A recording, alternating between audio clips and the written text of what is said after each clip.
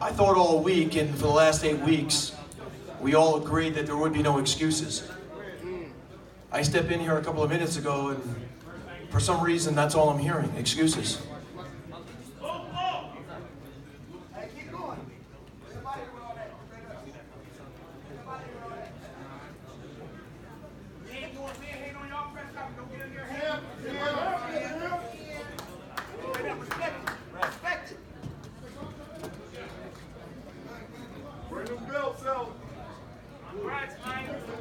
Thank you so much. You saw a brilliant performance tonight.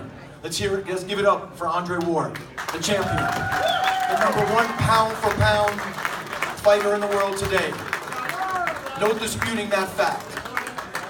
No disputing. No disputing that fact. Go ahead, Michael. As we talked about, there are no excuses. Go ahead, Michael. I think Kathy and main events, they're just trying to save themselves tonight. I heard something about filing. Something with the commission. Tell business. You don't know boxing. You don't know boxing. Okay. Yo, get lost, pal. Get him out of here, please. That light 10 ain't nothing to play with.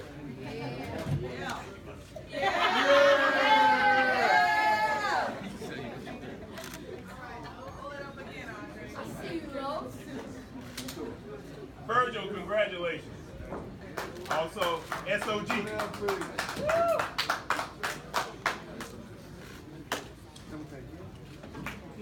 Okay, you're here to listen from Andre. Just a few things. I'm so proud to introduce the unified light heavyweight champion of the world, the #1 pound-for-pound fighter in the world, a man that showed you a brilliant performance tonight, Andre Ward.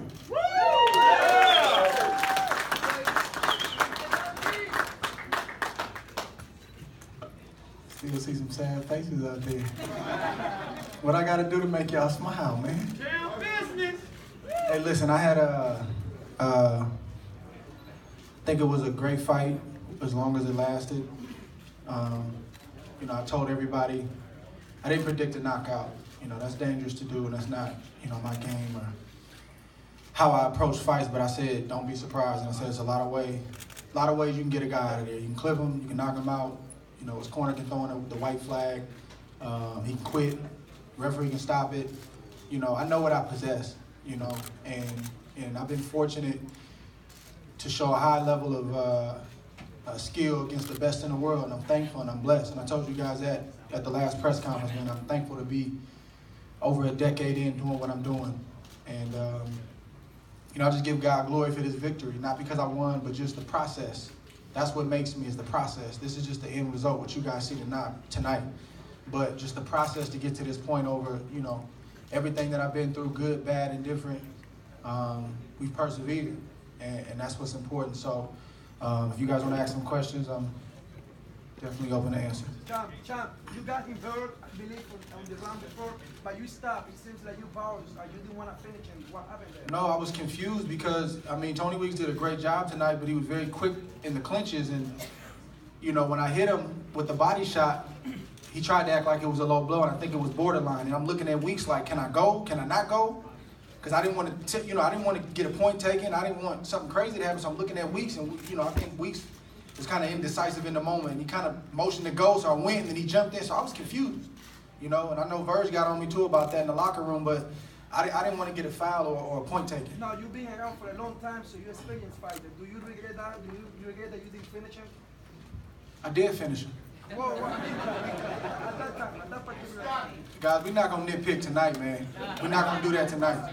We're not, you know. And I'm going to be honest with you guys. I really don't have a lot to say about whatever they said. I don't even know what they said. Whatever the excuses were this time, I just don't have the energy. I just want to talk about the fight itself and what happened inside the ring. Right here. Andre, talk about your mobility, much better in this fight. Yes. Verge told me you had some issues going on with the knee. I thought the mobility was much better in this fight. And also talk about the implementation of the left hook in this fight and what it did damage. I just try to do, you know, like we had a great camp. I had a good camp last time, but we had some hiccups. But you know, we try not to talk about that stuff. You know, that fight, honestly, the first fight probably almost got postponed maybe 2 times because, you know, issues with my body and the knee flaring up and stuff like that. You know, I was in tears 2 different times throughout camp, not knowing if that fight was gonna get canceled or not. And I'm telling my team, like, man, I can't pull out of this fight. You know, and I'm thankful for Verge and just my team, you know, just Verge being smart and not pushing me harder but letting me rest and then just getting through it. So, you know, I felt like that had a lot to do with the mobility. When I watched the film the first time, I'm like, man, you know, you were too stationary and he's too good of a boxer to be stationary against. In this fight, even before I started camp, when I was sparring, like the movement, the angles were just different. And that carried over into an 8-week camp, so I knew that tonight was going to be different. And the left hooks. Talk about the left hook. Yeah, no, I'm naturally left-handed. You know, Verge turned me around, you know, when I was a kid. So that's my money shot, the jab and the left hook. And once I fought him once, you know, my brain is like a computer. I computed everything, and you know, I think he was pretty much the same, honestly, as he was the first time. So I knew what he liked to do and what he didn't like to do, and quality fighter. But you know, I was able to do some different things tonight. Andre, you got off to a slow start again tonight. Was it jab affecting you early, and what kind of man? you had to make? You talking about the first fight? Let me take the question. Let's go on to the next question, Jay, right here. No, I answer the question. I don't think I got off to a slow start. I think I got off to a better start this time. You got to realize, man, there's 2 top fighters. I'm not fighting a C-class fight. I'm fighting a world champion. So it's nip and tuck. It's not a lot that separates you in these kind of fights. And it's not a video game. It's real life. So it takes 3, 4, 5, 6 rounds for the game plan to start to unfold. And we both were breathing in there, but like I said, I'm used to working like that. I'm used to being comfortable, being uncomfortable. That's how I train. And I knew that he was going downhill, round by round by round. I could tell. The body shots were getting to him. You know, he's grunting inside. Just a lot of different things that were happening that you guys aren't privy to. And I told you guys the first time, I said he's not being honest with you when he's telling you I can't punch. And I'm a seasoned veteran. Like, you can't pay attention to that stuff. I know what happened in the first fight. Close fight, but I know I was doing damage, and I knew this fight would be better, and that's what it was. Right here, Jay. Congratulations on a superb performance. Can you tell us how important was your timing in this particular fight than it was the last time you fought? And can you tell us what went into your mind when you threw that right hand in the 8th round? The timing was just a result of just me being active over the last year and a half. You know, being inconsistent in the ring, even though you're in the gym, is not the same. So I think the last fight, that last year, was really good for me to get all 3 of those fights. I mean, I was in training camp probably 6 months out the year, last year. And to finish it off with the Kovalev fight, took some time off, and I came back to camp really, really sharp. So I just knew, like, camp went really, really good this time. And I just knew things were going to be different, and it translated into the fight. I just wanted to say that your composure seems to be second to none. It seems to be something that really you use to your advantage. How do you muster up that composure in adverse situations? Man, I've been under pressure my whole life. You know, I had my first child when I was 17 years old. My father died. You know, he raised me as a single parent when I was 18 years old.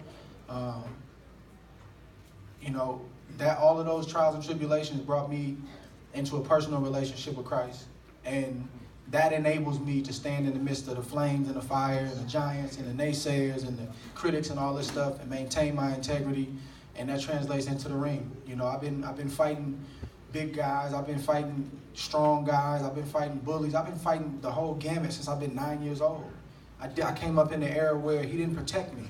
He would look out for me, but he gonna put me in there with that national champion as a young kid. I just had to earn my way, and we did it the right way. So that's why I don't get caught up in all the hoopla about how mean and menacing a guy is. You a man like I'm a man. And I fought you before. And I know what you got. And I know that if I come better, it's gonna be a problem. And that's what it was tonight. So, and again, taking nothing from him, man, he's a really, really good fighter. I'm thankful and blessed to be able to come out on top. Thanks for the